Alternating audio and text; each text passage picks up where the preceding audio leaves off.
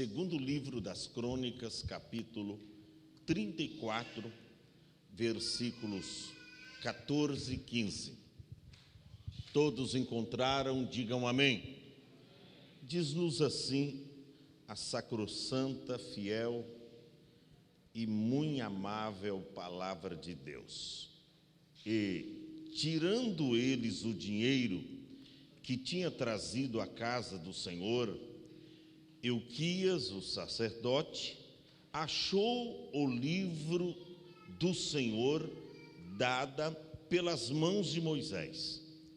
Euquias respondeu e disse a Safã, o escriba ou o escrivão: achei o livro da lei na casa do Senhor. E Euquias deu o livro a Safã. Diga amém. Pode tomar o seu assento, em nome de Jesus. Eu, estudando esta palavra, eu pude perceber que a palavra de Deus, ela é a base que você precisa. A palavra de Deus, ela é a base que você precisa. Todavia, nesta passagem bíblica, nós vemos que a palavra de Deus, ela estava perdida dentro do templo. É o que nós acabamos de ler e nós vamos mostrar para vocês que a palavra de Deus, ela estava perdida dentro do templo. Embora a palavra de Deus é a base que todos nós precisamos, e que Israel, o povo de Deus no passado, eles precisavam da palavra de Deus como escudo, porque eles tinham batalhas, e as batalhas daquele povo naquela época era bem diferente das nossas batalhas hoje, porque não obstante eles enfrentarem os ardis de Satanás, as espadas eram, as guerras, as pelejas eram sangrentas, era o fio da espada, ou seja, eles não podiam titubear na fé, eles não podiam se desviar dos santos mandamentos do Senhor e aderirem a outros deuses pagãos. Por quê? Porque isso significava derrota para eles. Então eles tinham que ter a palavra de Deus como escudo para eles. Eles tinham que ter a palavra de Deus como base de suas vidas. Mas quando eu leio essa passagem bíblica, eu fico um tanto preocupado, porque lá no passado já aconteceu isso. A palavra de Deus perdida dentro do templo. E quando eu olho para os dias de hoje, para os nossos dias atuais, será que não está acontecendo o mesmo? Ou até um pouco mais pior? Vejamos. Quando Josias, com 8 anos de idade, ele assume como rei em Jerusalém, o que me chama a atenção, não obstante a sua tenra idade, porque ele foi constituído rei, segundo o capítulo 34, você vê também no segundo livro dos reis, no capítulo 22, o mesmo incidente, o mesmo acontecimento, mas eu utilizei aqui, segundo o livro das Crônicas, capítulo 24, porque aqui traz algo a respeito de Josias, que lá no segundo livro dos reis, no capítulo 22, capítulo 21, capítulo 22, não tem. Aqui dá detalhes das façanhas, ou seja, das conquistas que o menino rei, ele assumiu o trono em Jerusalém. Ele tinha 8 anos de idade, A Bíblia diz que ele começou a reinar com 8 anos de idade e reinou em Jerusalém 31 anos. E o que me chama a atenção que o verso 2 do capítulo 34 diz que ele fez o que era reto aos olhos do Senhor, mesmo com 8 anos de idade. Ele começou a reinar e ele fez o que era reto aos olhos do Senhor, e diz a Bíblia que ele andou nos caminhos de Davi, seu pai. Ele andou nos caminhos de Davi, seu pai, sem desviar, nem para a direita e nem para a esquerda. Ou seja, ele estava centrado na vontade de Deus. Ele estava centrado naquilo que Deus havia estabelecido para ele. Ele não se desviou dos caminhos de Davi, seu pai. Claro que é uma expressão, todos os reis que andavam nos caminhos do Senhor, então eles estavam andando também em tudo o que Davi deixou escrito a respeito de andar na presença de Deus para conquistar, para fazer a diferença. E o que me chama a atenção é que a Bíblia diz que, no verso 3, que no 8º ano do seu reinado, ou seja, ele começou a reinar com 8 anos. Quando ele tinha 16 anos, ainda era um moço, um adolescente de 16 anos, talvez um pequeno jovem. Lá em 2 Reis diz que no 18º ano, mas aqui diz que foi no 8º ano do seu reinado, ou seja, quando ele tinha 16 anos, sendo ainda moço, verso 3, ele começou a buscar o Deus de Davi, seu pai, no 10º ano, e começou então a purificação de Jerusalém. Ele começou a purificar Jerusalém dos altos, dos bosques, das imagens de esculturas e fundição. Diz o verso 4 que derribou perante eles os altares de Balaíns, cortou as imagens do sol que estavam acima deles, os bosques e as imagens de escultura e de fundição, quebrou e reduziu a pó, e o aspergiu sobre as sepulturas dos que lhes tinha sacrificado. Os ossos do sacerdote, diz a Bíblia, que ele queimou sobre os seus altares e purificou a Judá e a Jerusalém. Olha o trabalho de Josias, 16 anos de idade. O que não fizeram os seus antepassados, os reis, agora ele estava fazendo. Manassés não fez isso, foi o pior rei que subiu no trono de Judá e de Jerusalém. Mas aqui Josias, fazendo um reparo, fazendo aqui algo que outros não fizeram.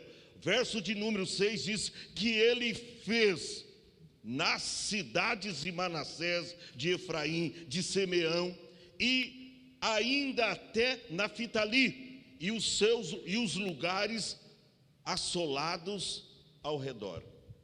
E aí no verso 7 diz: e tendo derribado os altares, os bosques, as imagens de escultura, até reduzi-los a pó, e tendo cortado, todas as imagens do sol em toda a terra de Israel, aí ele volta então para Jerusalém. E aí, a Bíblia diz que ele repara o templo. Depois de ele trabalhar por lá de fora, ele diz: opa, agora é a vez de trabalhar do lado de dentro. Porque a gente sabe que o diabo, o inimigo, ele atua lá fora. Mas sabe que o diabo é especialista para atuar dentro do templo? O diabo é especialista. E sabe que nesses últimos dias, o diabo tem ganhado espaço nos templos. O diabo tem ganhado espaço.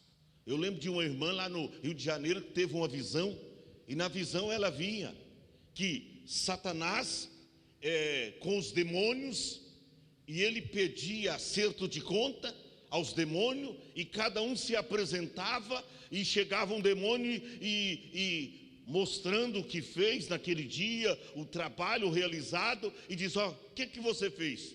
Olha, é o seguinte, eu cheguei em alguns templos, e eram uns templos cheios do Espírito Santo, e eu consegui lançar fofoca, mexerico, um crente contra outro, uma irmã falando da outra, e de repente acabou a espiritualidade dos crentes.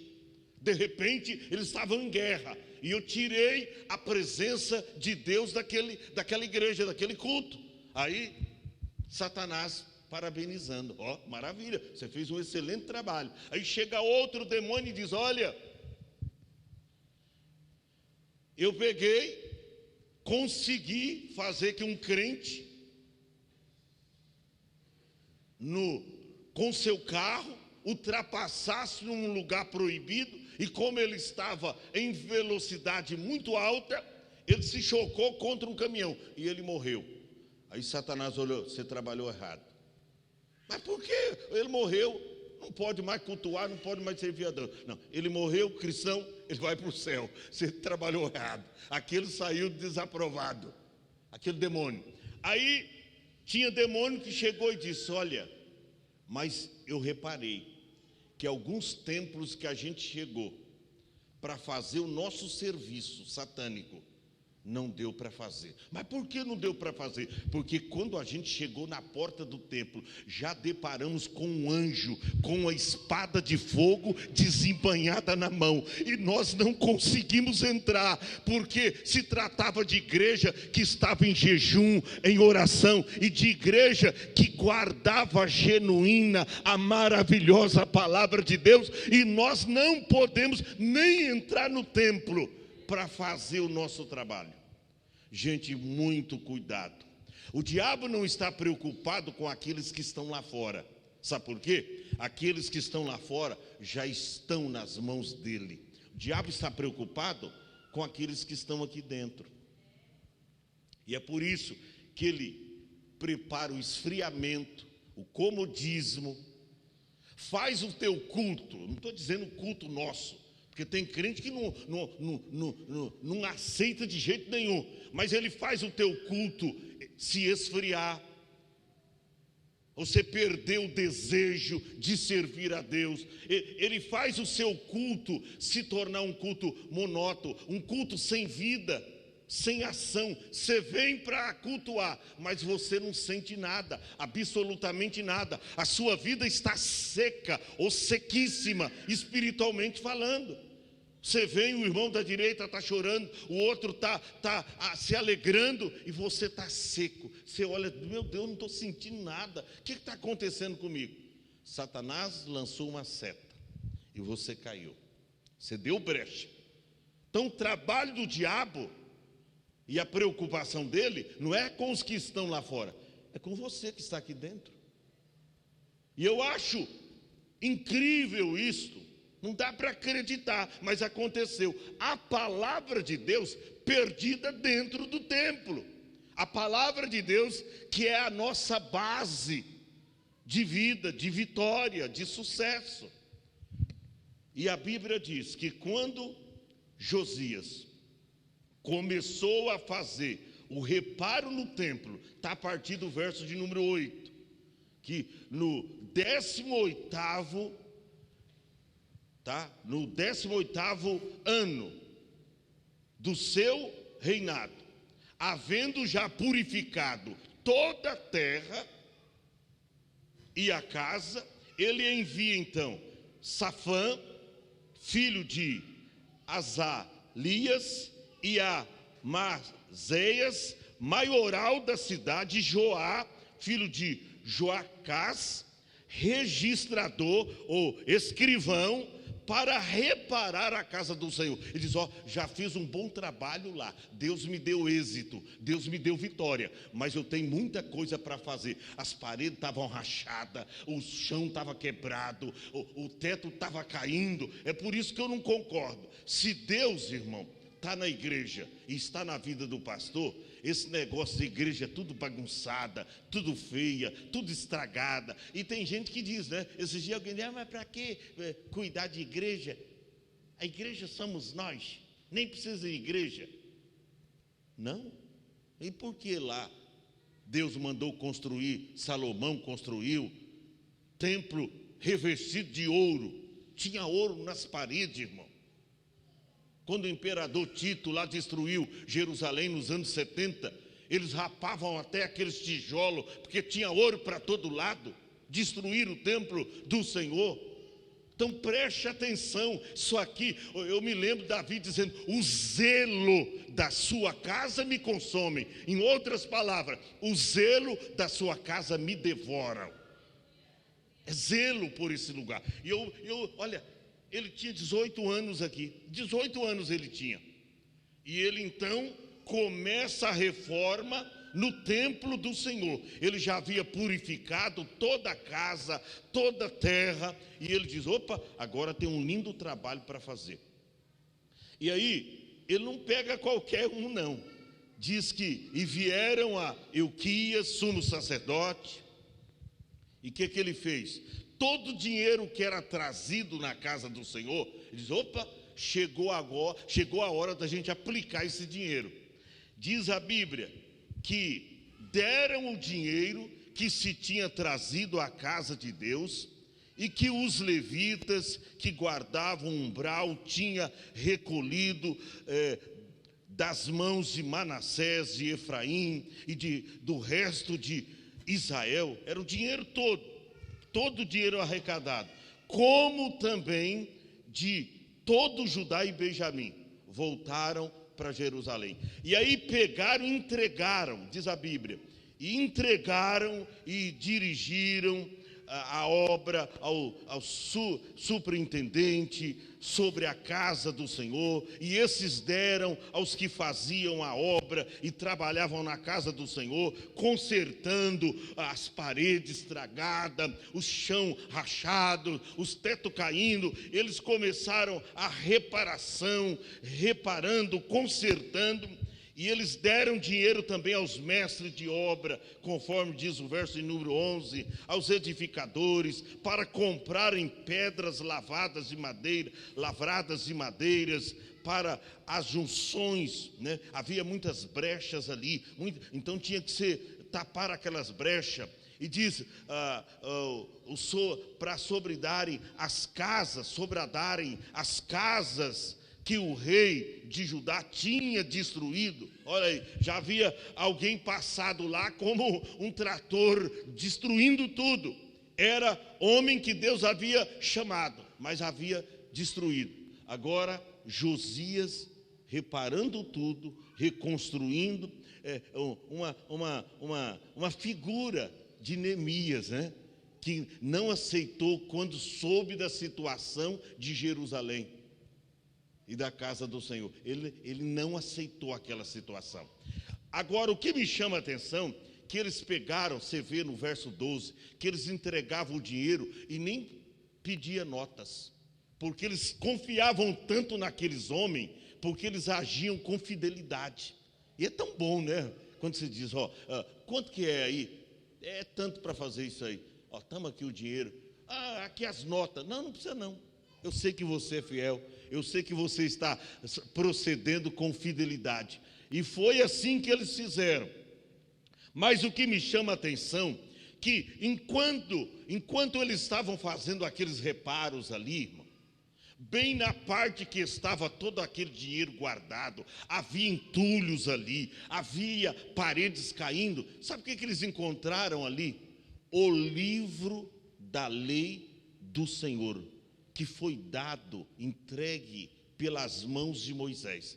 Olha o que diz a Bíblia, verso de número 14. E tirando eles o dinheiro que se tinha trazido a casa, era muito dinheiro. Eles fizeram ali uma arrecadação para fazer um reparo muito grande, tanto fora como dentro. E agora chegou a vez de deixar a casa de Deus linda, maravilhosa. E aí, quando eles foram tirando aquele dinheiro que fora trazido à casa do Senhor, diz aqui que Euquias, o sacerdote, achou o livro da lei do Senhor. Quem que achou foi Euquias. Quem era Euquias? Sacerdote.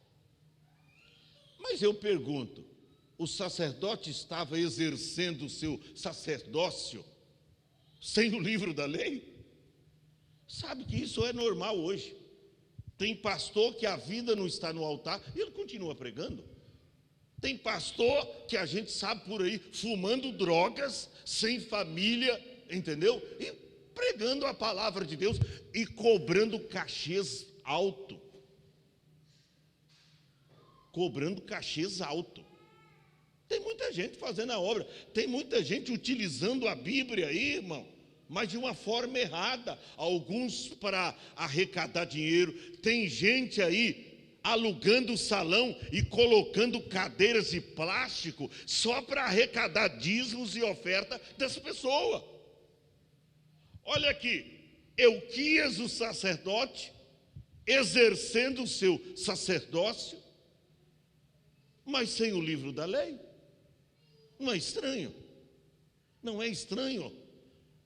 Até que, de repente, eles mexendo naqueles montões de dinheiro, tinha entulho para todos os lados, a reforma estava avançando, e conforme ia tirando o dinheiro para atender a necessidade da obra, ia sobrando espaço. E, de repente, eles encontram o livro da lei do Senhor, um rolo, era rolo, livro da lei do Senhor, que foi dado pelas mãos de Moisés. Gente, isso é estranho. O que aconteceu? A Bíblia diz, ele disse, e Euquias respondeu e disse a Safã, o escrivão: achei o livro da lei na casa do Senhor. Ô, gente, o livro da lei perdido dentro do templo, o livro da lei perdido na casa do Senhor, é exatamente isso. Quando você não tem zelo por isso aqui, quando você não tem cuidado, hoje às vezes eu chego em algumas casas, até alguns estabelecimentos, tem lá uma Bíblia aberta, lá no Salmo 91, quando não no Salmo 23, a página bem amarelada. Irmão, isso não resolve nada. Você não adianta, está abandonada. Ficar ali aberta, não, mas isso aí tem poder para expulsar demônio. Não, meu irmão, demônio passa assim, passa até em cima da Bíblia. Se percebe, senta em cima da Bíblia. Não, o diabo não vê, o diabo não tem medo de Bíblia aberta no Salmo 91, não. Pelo contrário, o salmo que ele citou foi exatamente o Salmo 91 para Jesus. E o verso de número 12, quando ele fez um teste, uma prova a Jesus, diz: se tu és o Filho de Deus, lança-te daqui, da onde tu está, abaixo. Porque está escrito, mandará anjo ao teu respeito, para te guardar em todos os teus caminhos, para que não tropece com seus pés em pedra. Ele citou exatamente o Salmo 91. O diabo não tem medo do Salmo 91. O diabo tem medo do Deus do Salmo 91. Quando você obedece à palavra, quando você anda em conformidade com a palavra, isso sim vai afugentar o diabo da sua vida, dos seus negócios, dos seus projetos, da sua casa. É isso que vai fazer o diabo fugir, não é deixar a Bíblia aberta no Salmo 23, no Salmo 91. Agora, não é estranho o livro da lei do Senhor perdido, abandonado, certamente estava todo empoeirado, sabe? E tem gente que às vezes a Bíblia dele, não é porque o manuseio da Bíblia, aí vai se desgastando. Você pega a minha Bíblia, eu tenho umas 10 lá em casa, é tudo riscado, é tudo, porque eu estou com uma, estou com outra, estou estudando, mas tem Bíblia, irmão, que está assim, bem feia, é porque foram esquecidas. Tem gente que diz, ó, a minha está lá do lado no criado mudo. E como é mudo o criado, viu? Porque a Bíblia está lá há mais de 3 anos. Você nunca pegou a Bíblia para ler um versículo sequer. Como é mudo esse criado mesmo, viu? Que fez a Bíblia também está muda. Tá? Porque você não a pega para ler. Não a pega para ler. Você está pior do que os viajantes, que quando passam em alguns hotéis, às vezes você vai visitar nos hotéis, aí você abre a gaveta lá e encontra uma Bíblia, rapaz, um Novo Testamento, um pequeno, já encontrei, falei, oh, que maravilha, e às vezes até notado ali, alguém passou, leu tudo, achou interessante, mas tem crente que a Bíblia, tem uns que nem carrega mais Bíblia, né? Tem uns que nem carrega mais Bíblia. Eu falei que lá fora agora, eu fiquei admirado. Todos os pastores não têm Bíblia. Um traz um iPhone, um outro um iPad, um outro não sei o quê, e assim. Aí encontra com ladrão, como é que você vai provar que você é um cristão de verdade? Se você não tem identidade, você não tem uma Bíblia, se você não tem... Ah, mas pastor, mas aí peraí, não é porque eu estou com celular. Não, irmão. Isso aqui, você tem que amar essa palavra. Isso aqui faz toda a diferença na nossa vida. A palavra de Deus perdida na casa do Senhor. Ele diz, ó, eu achei o livro da lei na casa do Senhor. Aí Euquias deu o livro a Safã. E sabe o que me chama a atenção? Eu vou correr por causa do tempo.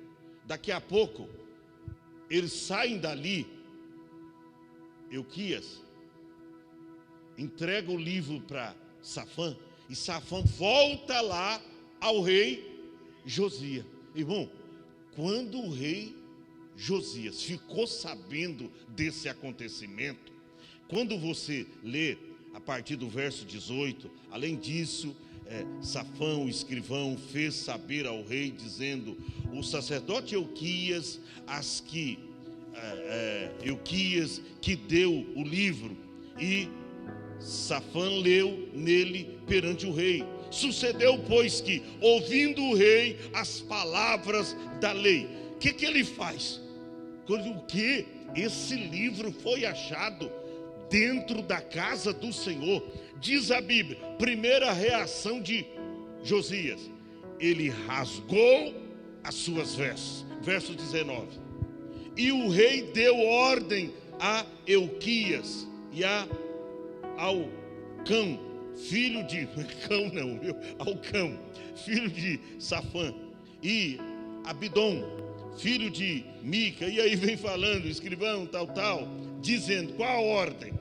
Ide, consultai ao Senhor por mim e pelos restos de Israel em Judá, sobre as palavras desse livro que se achou. Olha, o rei preocupado, falou, o quê? Um livro do Senhor perdido na casa, no templo do Senhor. Ele diz, não, quando foi lido as palavras do livro da lei de Deus, ele diz, não, vai até a profetisa, vocês vão consultar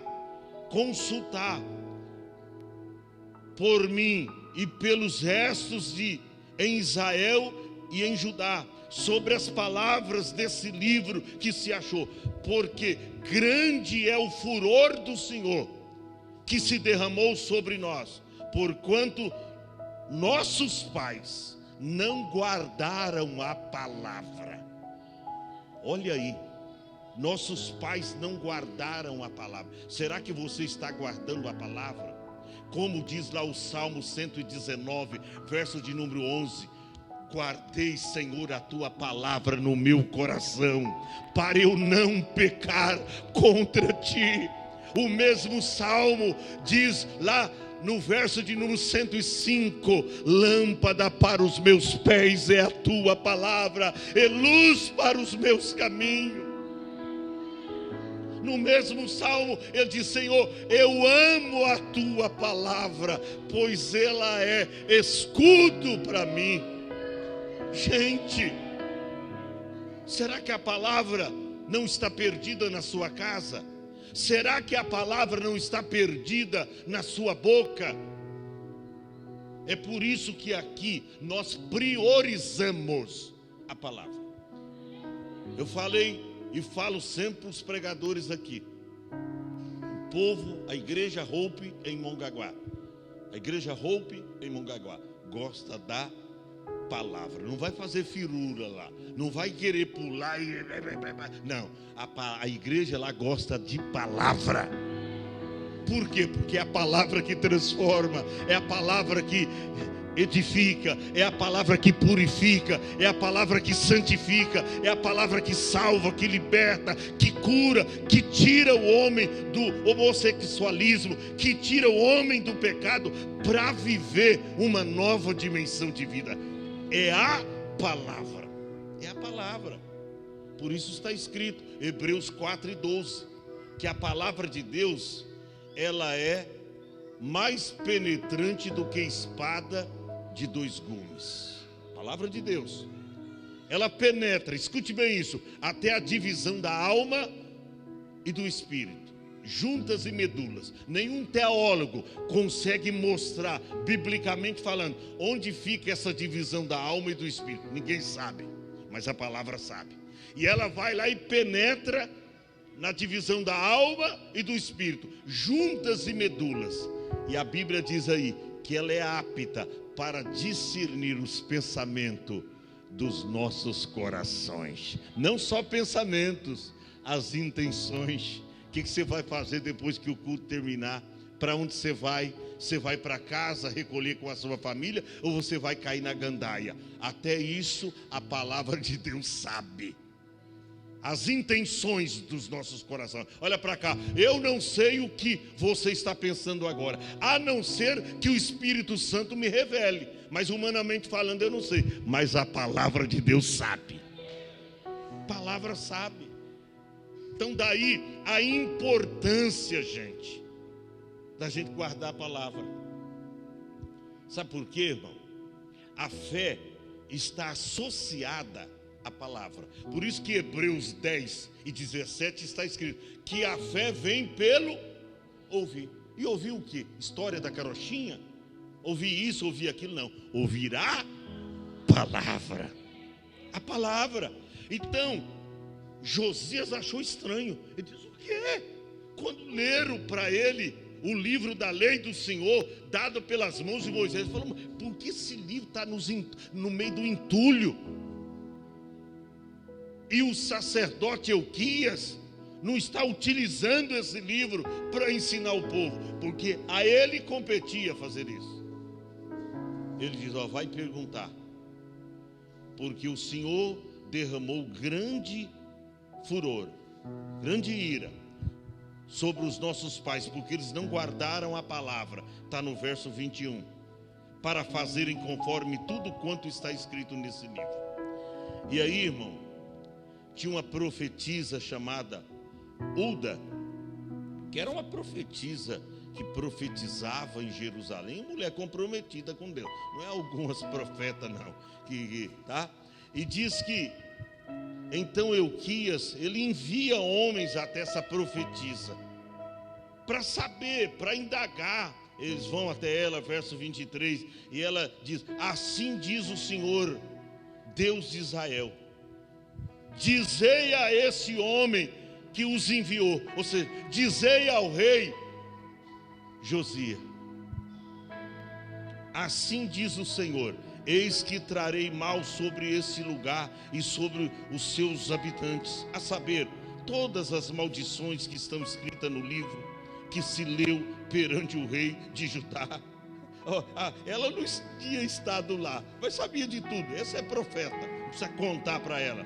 Porque me deixaram, queimaram incenso perante outros deuses. Por isso que eu digo, tudo que a gente faz em oculto, Deus sabe de tudo. E Deus trará luz a todas as obras ocultas das trevas. Tudo está nu perante aquele com quem nós vamos tratar. E aqui prova isso. Deus sabia de tudo, porque me deixaram queimar incenso perante os outros deuses, para provocar a ira com toda a obra de suas mãos. Portanto, o meu furor se derramou sobre esse lugar, e não se apartará. Mas olha o verso 26 e 27. Porém ao rei de Judá, que vos enviou a consultar o Senhor, assim direis: assim diz o Senhor Deus de Israel, quanto às palavras que ouviste, como teu coração se enterneceu e te humilhaste perante Deus, ouvindo as suas palavras contra esse lugar e contra os habitantes, e te humilhastes perante mim, e rasgaste as tuas vestes, e choraste, porque ele chorou, sabendo que o que estava acontecendo. E o livro da lei, você vê que no livro da lei tem resposta para tudo. Tem coisa que está acontecendo lá fora, que nós aqui dentro sabemos, porque nós estamos de posse com o livro da lei, a palavra do Senhor. Aí ele diz: ó, tu rasgaste as tuas vestes, chorastes perante mim, também eu te tenho ouvido, diz o Senhor, e eis que te ajuntarei a teus pais. Não é que Deus estava lavrando uma sentença. Ele diz: ó, quando você morrer, eu vou te ajuntar aos seus pais, e tu serás recolhido ao teu sepulcro em paz. Ó, quanto a ti, tu está absolvido, porque tu teve preocupação com a minha obra. Primeiro trabalhou lá fora, derrubando os altares de Balaíns, depois reformou toda a minha casa, e ainda quando ouviu o livro da lei, você se estremeceu, você teve temor, você chorou, você se humilhou. Irmão, foi os dois únicos homens que, quando foi lido o livro da lei, Esdras teve esse posicionamento. Quando ele se levantou para ler o livro da lei, diz a Bíblia que o povo chorava. E aqui Josias, chorando ao ouvir o livro da lei. E agora Deus se aplacou para com ele e diz: ó, os teus olhos não verão todo este mal, que eu hei de trazer sobre este lugar e sobre os habitantes de Jerusalém. Aí eles voltaram com a resposta para o rei. E sabe que, você pensa que ao voltar com a resposta, o rei se acomodou? Nananina, não. Se você continuar lendo o verso 31, diz que o rei pôs-se em pé e fizeram um concerto perante o Senhor, para andar após ao Senhor e guardar os seus mandamentos. Isso aí é gente que teme a Deus, irmão. É gente que dá ouvido. É por isso que eu digo, não fique correndo atrás de pessoas que dizem: ah, você não tem uma profecia para mim, não? Você não tem uma palavra de Deus para mim? Irmão, pare com isso. Consulte a Deus, consulte a Bíblia, consulte, vá na sua igreja, vem na sua igreja para receber aqui uma porção da palavra que vai mudar a sua vida por inteiro ou inteira. Eu vou finalizar por causa do tempo. Se você continuar estudando aqui, você vai ver que Josias, ele tirou todas as abominações, está o verso 33, de todas as terras em que eram dos filhos de Israel. Ele diz: opa, aqui quem manda é o Senhor. Aqui não vai ter mais abominações, aqui não vai ter mais feitiçaria. Aqui, sabe, quando eu entro nessa cidade, eu nunca quis ser prefeito. Eu nunca tive, nunca. Eu tentei duas vezes. Aí bati na trave, fiquei como suplente. Aí, opa, Deus não me quer nesse negócio. Deus não me quer como político. Mas sabe quando eu entro aqui, às vezes eu falo: ó, eu queria ser prefeito. Que a primeira coisa eu ia derrubar um negócio bem na entrada ali. Aí eu derrubava, sabe, eu ia arrumar encrenca. Aí Deus não quer, irmão.